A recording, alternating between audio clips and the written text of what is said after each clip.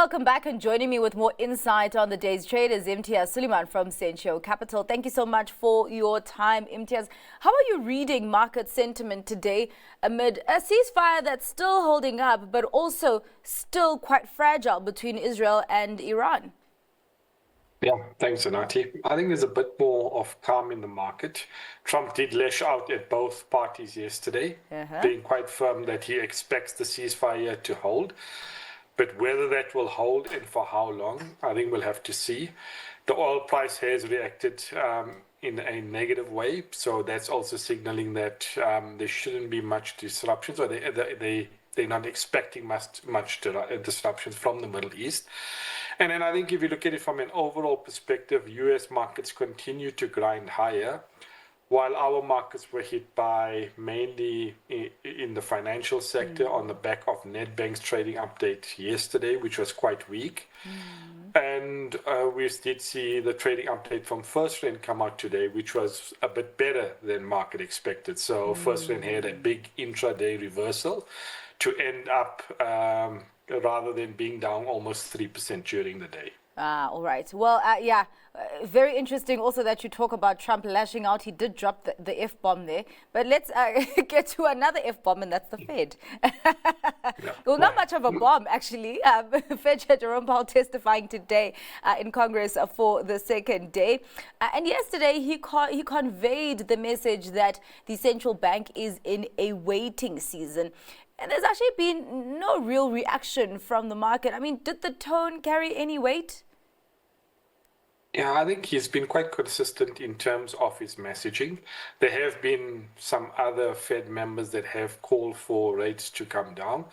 But from his perspective, he wants to wait and see what the tariff impact would have on inflation. And I think with tariffs only kicking in July, or the majority of the tariffs coming in July, again, we'll have to see if that's been delayed again. But you'll only see that inflationary impact come in the subsequent months. So I think he doesn't want to have in a situation whereby rates are lowered, inflation starts picking up, and then he'll have to hike rates again. So it's quite prudent. The US economy is doing very well. Unemployment is at 4.2%, which is at very low levels.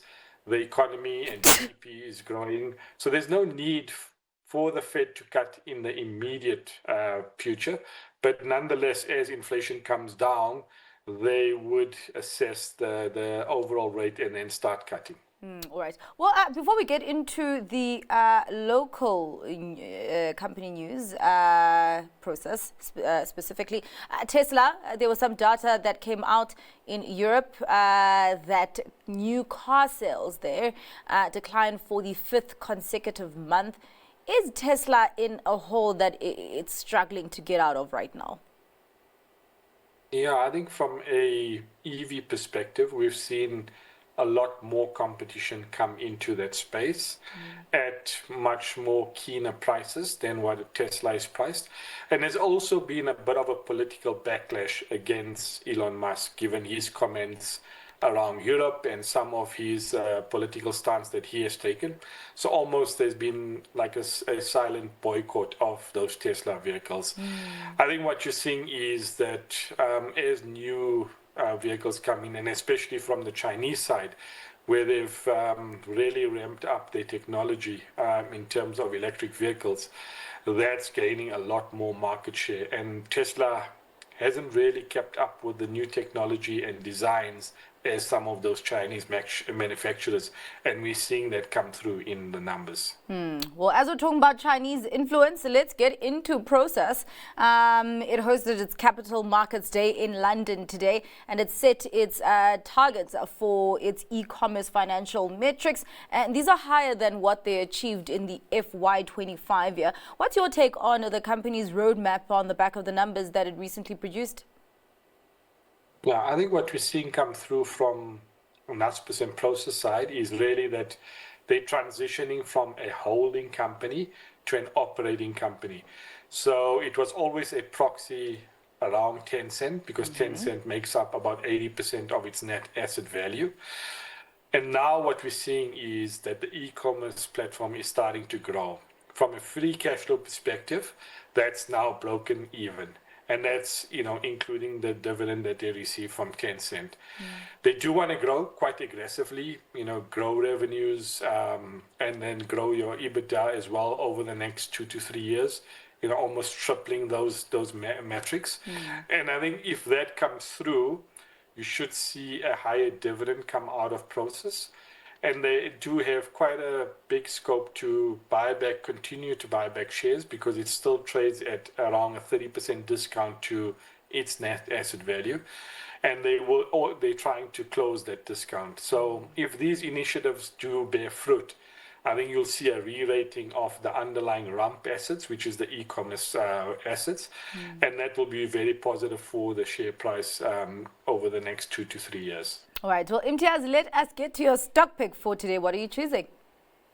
Yeah, I'm going with Richemont. I think Richemont is a luxury goods company, but what's really transitioned for them is that their growth in the jewelry sector has been quite stellar. So jewelry is a very fragmented market. They have very well-known brands like Cartier and Van Cleef, and the demand for jewelry has been quite steady. Although, on the watches side, that's been a bit more patchy. So I think you'll see this continued growth for jewelry. They haven't been aggressive in terms of increasing their prices, which has benefited them, and the consumer also sees that as a positive. And they do generate very good returns from the jewelry business. So I think you should see dividends being increased at a faster rate than earnings growth. They've got a very strong balance sheet with almost 7 billion euros of cash. And if there is any downturn, they're well placed to take advantage of that in the marketplace via consolidation. All right. Well, thank you so much for your time and for your insights on what has moved investors' money today. Imtiaz, that was Imtiaz Suliman from Sention Capital.